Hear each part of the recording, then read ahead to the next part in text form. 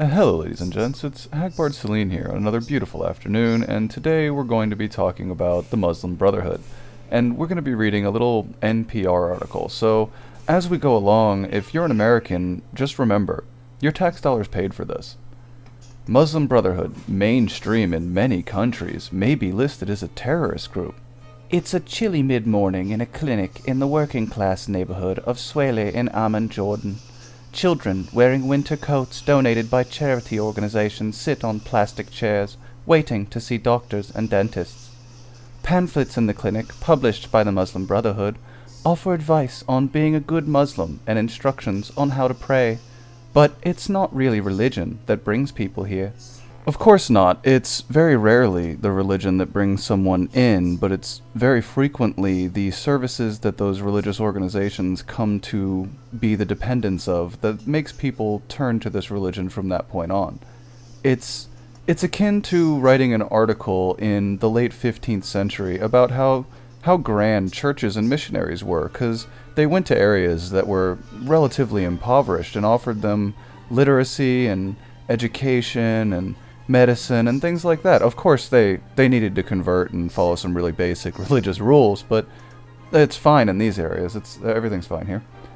They come here mainly because they only pay a symbolic amount for treatment, and all the medication is free, says clinic supervisor Aisha Rodwin.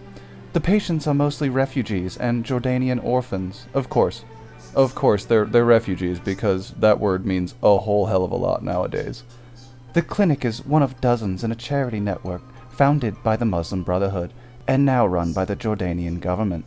Of course, it was founded by the Muslim Brotherhood, but they've infiltrated the Jordanian government in enough of a capacity to now just be part of that. The clinic even received support from the U.S. Agency for International Development, which funded its renovation 3 years ago. Yeah, we throw money all over the Middle East in an attempt to make our name better, but somehow it doesn't ever work. You note that here, but now if we want to turn against the organization and say, look, you guys are no longer something we want to support, we're very much the bad guys. We're everyone's best friend so long as we give them aid money. In the U.S., the Trump administration is considering designating the Muslim Brotherhood a terrorist organization, a move that would be welcomed by Egypt, which has a complicated history with the organization, and several other countries. Saudi Arabia, the United Arab Emirates, and Syria also consider the group a terrorist organization, accusing it of trying to topple existing governments. It does just that, and it essentially did just that in Egypt. It's the political wing of Islam. It's fairly well understood that that's what it is, and only recently has become as such without shifting its goal. It's akin to, in modern times, being like, well, yeah, the IRA is great. I mean, look, just a couple years ago, they decided they weren't going to commit any more terrorist acts or bombing or anything like that. Now they just vote for an independent Ireland, and they want to instill Catholic laws. You see, it's fine because they're no longer willing to be terrorists to do so. They're just going to apply, financial pressures and social pressures to take over a region now. It's entirely different, so since no one gets blown up, it's cool. But in Jordan, one of the strongest American allies in the region, the Muslim Brotherhood's charitable activities have made it part of the fabric of mainstream society. The organization's political wing is the biggest bloc in the Jordanian parliament. Yeah, we don't appreciate that. That's not a good thing. This is once again like watching what happened to Iran happen all over again, or what happened in Egypt, which is a mirror of what happened in Iran all over again. The difference is the Egyptian people called in the military to get these people out, because they realized what would be the inevitable end result of this. The movement also has members of parliament in another U.S. ally, Tunisia, and in Bahrain, where the U.S. maintains military bases. The Brotherhood is everywhere in the world that there are Muslims, says Morad Adeli, spokesman for the Islamic Action Front, the organization's Amman-based political wing. Again, if your organization's called the Islamic Action Front and you're a proud Islamist, and now my tax dollars are essentially going to support your message, this does not make me happy, NPR. I'm not particularly pleased about this piece. And we'll get to some of the details about the author of this piece as well as some of her sources in just a few minutes. He says the Muslim Brotherhood is a peaceful civil society organization operating in 92 countries. It officially renounced violence decades ago. Leaders say there are few operational links between its organizations in different countries, but the central tenet they share is promoting Islamic thought and ideas. No, it's promoting Islamic law and promoting the Islamic control of nations through the spread of these Islamic thought and ideals. The central tenet is spreading Islam, and spreading Islam essentially by any means necessary. It's easy to say that you denounced violence decades ago, but in just 2012, a leader of the Muslim Brotherhood was quoted as saying to essentially attack the Jews. This is not unusual from the Muslim Brotherhood. They have a one-track mind.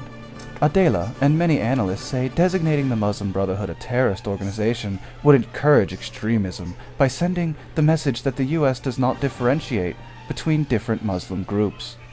Only it does. You see, it's not a blanket condemnation of Muslims, it's a condemnation of a forcible political wing of Islam that has, throughout history and even in modernity, if not supported violence, been the source of multiple cases of violence. The Muslim Brotherhood's hands are not clean in the last few decades. It's absurd for them to say that they dispelled all notions of violence decades ago, because still, to this day, members branch off and commit acts of violence. Even the UK survey that they source here as a reason not to label the Muslim Brotherhood a terrorist organization says, yeah, a lot of their members commit terrorist acts, and they tend to be the source of a lot of the rhetoric that causes people to become extremists, but it's not really fair to label them extremists, which I don't think any other group would get the treatment of. They have no problem considering the EDL an extremist organization, in spite of the fact that very few people have committed acts of violence. But that doesn't matter. You see, those are white people trying to do something like that, and that's not okay. Frankly, this is a dangerous proposal, because it constitutes a war on Islam, Adela says in his office in downtown Amman. In a lot of countries, we are in partnership with governments and parliament. It would be very difficult to implement. Except it wouldn't. Especially not on our end. We would simply label you a terrorist organization and remove you from the country. Hopefully along with all of the different organizations that are associated with you, regularly do business with you, fund you, receive funding from you, and constantly share members. The Muslim Brotherhood was born in Egypt as a nationalist movement under British occupation in the 1920s. So their nationalist movement is fine, is what I'm hearing, but any other nationalist movement is bad.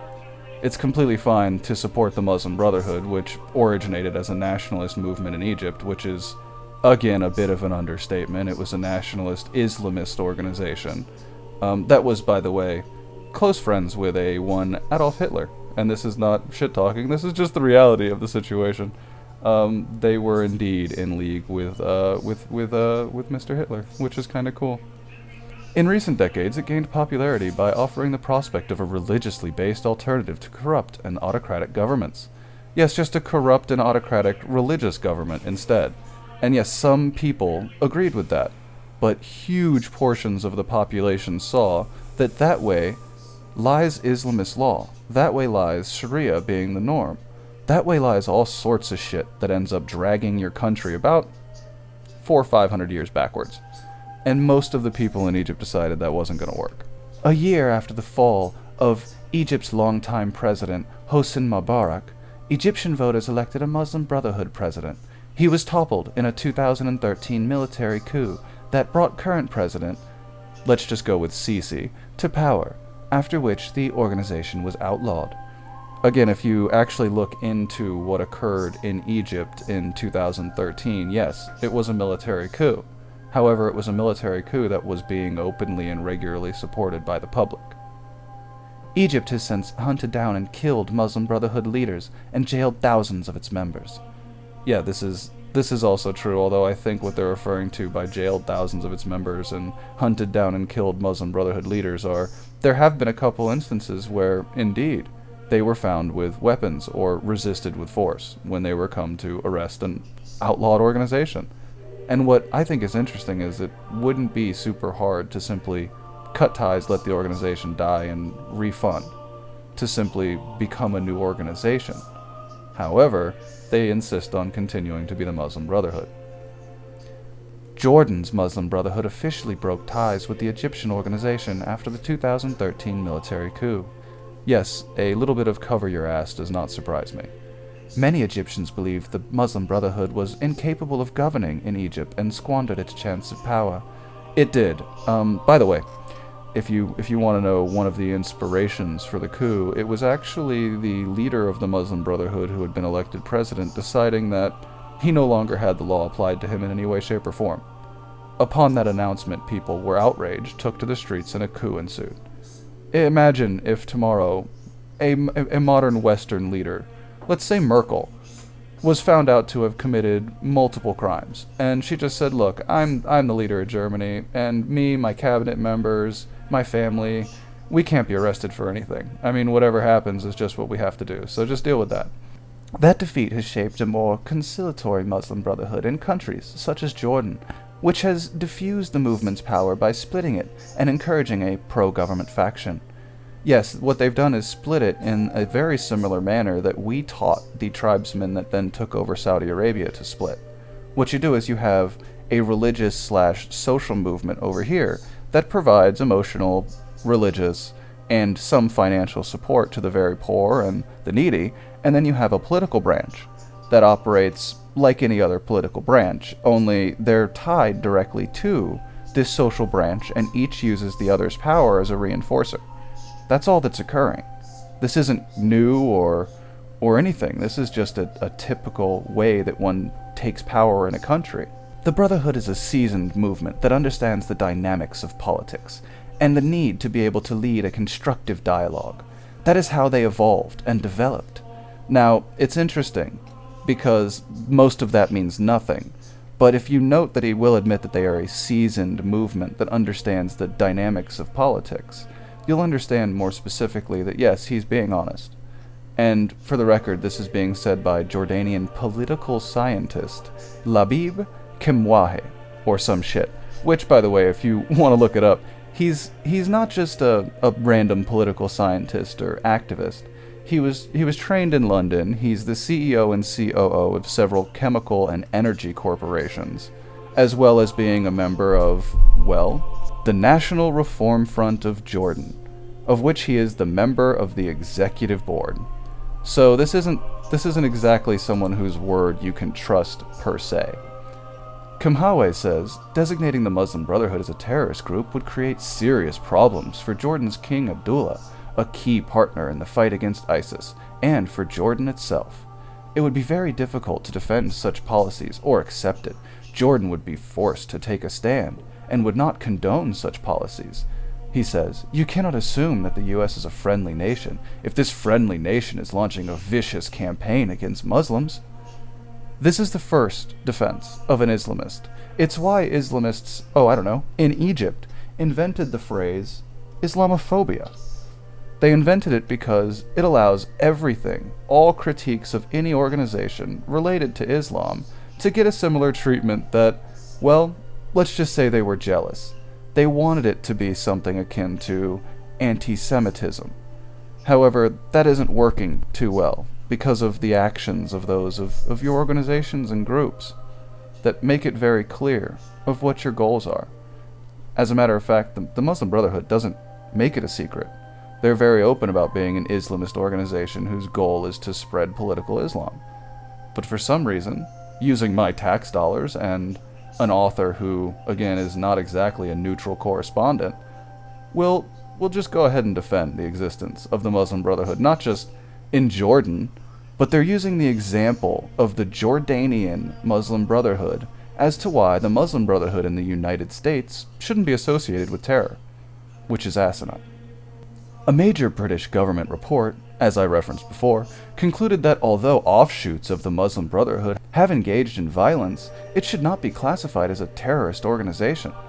Yes, it even says repeatedly that they are the source of, and they are the inspiration for, quite a bit of violence. However, since the organization itself denounces violence after the fact, and the members themselves are ostracized from the community after the violence is committed, they cannot themselves be labeled a terrorist organization. So as long as, let's say, in the United States, the KKK was putting up a good front and giving to charity, if there were members who were previously in the KKK and went out and killed black people, it wouldn't be the KKK's fault. The KKK didn't radicalize them. That's absurd. They denounce all negative actions besides those political. Come on, this is disgusting slander against the KKK. Do you see how fucking absurd this is? Over decades, the Muslim Brotherhood has put down deep roots in Jordan through its network of charitable organizations. Again, you don't seem to understand that you reveal your own techniques through your defense of this organization. The Muslim Brotherhood's technique has essentially always been to make the populace dependent on it, and then to use that dependence as political force. It's not unusual and it's not new. These organizations are now controlled by the Jordanian government, but the group still commands considerable influence. You've clarified that by saying that they hold positions in parliament, and that being controlled by the Jordanian government in turn means potentially just being controlled by the Muslim Brotherhood. Stop pretending like this is something new even in this article. Down the hall from the clinic in Swaleh, Dr. Mohsen Rami meets with caseworkers to go over the detailed files of new families, orphans, and needy students applying for aid. The money comes from donations, many from people who believe the Muslim Brotherhood is more efficient and less corrupt than the government. Yes, a piece of propaganda that is pushed out by the Muslim Brotherhood. Because if they can get the people to rely and believe more on the Muslim Brotherhood than the government, who has the real power? This isn't a good thing. This is why some governments in the Middle East label you as a terrorist organization. Because you disenfranchise the governments. A widow named Asia comes to collect a monthly payment of about $50. She works full-time in a clothing store, but doesn't make enough to support her 3 daughters. Where's the husband? Oh, I'm sure we can guess where that freedom fighter's off to. We treat people as Islam asks us to treat people, especially the poor. You mean especially poor Muslims? I don't imagine that the Muslim Brotherhood gives a whole lot of charity to Israel, do they? Huh. How about Coptic Christians in Egypt? I don't think they much appreciated the existence of the Muslim Brotherhood, and I don't think that they received a whole lot of charity. Caseworker Maga Gubrari, or whatever that name is, presents Ramwa the file of a new applicant, a Jordanian family with an undernourished child. Garberti studied pharmacy, but at the charity, her main job is supporting widows. Her warm brown eyes are the only thing Her warm brown eyes are the only things visible behind an all-enveloping black niqab she wears.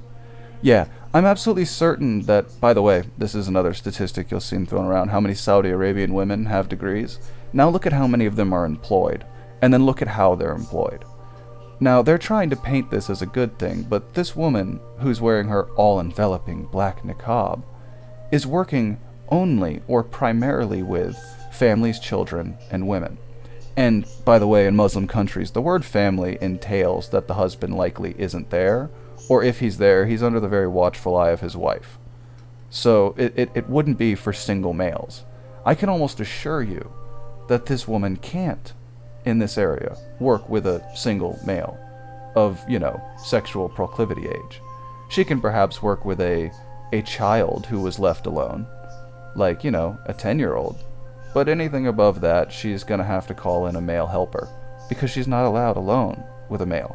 But they're not going to point that out, and they're not going to point out the fact that even though she studied pharmacy, the reason she works at a charity and mainly supports widows, i.e. mainly works with women, is because she's restricted in what she can do. Because this is written by a one Jane Araf, who is currently based in the Middle East for Al Jazeera English, and previously served on the Christian Science Monitor, and to which I would have to pose the question, NPR, how much did you pay for this article? Exactly what percentage of my tax dollars went to this, and supporting Islamist propaganda being spread around my country? That's what I'd like to know. But that's it for me, ladies and gents. I hope you enjoyed my little reading of some Muslim Brotherhood propaganda. And as usual, stay safe, good luck, and goodbye.